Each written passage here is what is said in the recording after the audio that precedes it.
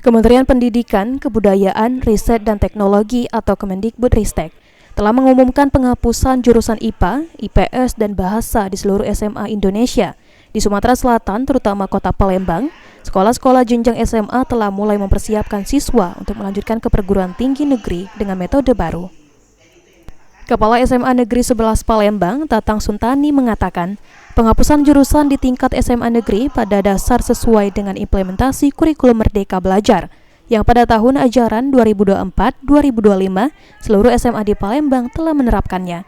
Pada kurikulum Merdeka Belajar ini, para siswa diberikan kebebasan untuk memilih mata pelajaran yang diinginkan sesuai dengan minat, bakat, serta kemampuan siswa.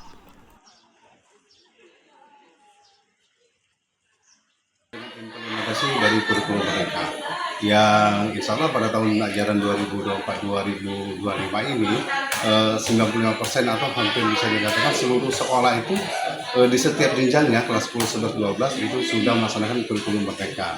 Jadi kenapa seolah-olah kurikulum Merdeka itu penghapusan jurusan IPA dan IPS itu baru berlaku sekarang?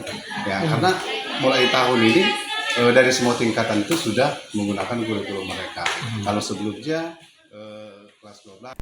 Ditambahkan Tatang, sekolah tetap memetakan siswa berdasarkan minat untuk melanjutkan ke perguruan tinggi seperti teknik atau kedokteran dan memberikan mata pelajaran yang relevan dengan jurusan tersebut. Ilham Wahyudi, PAL TV.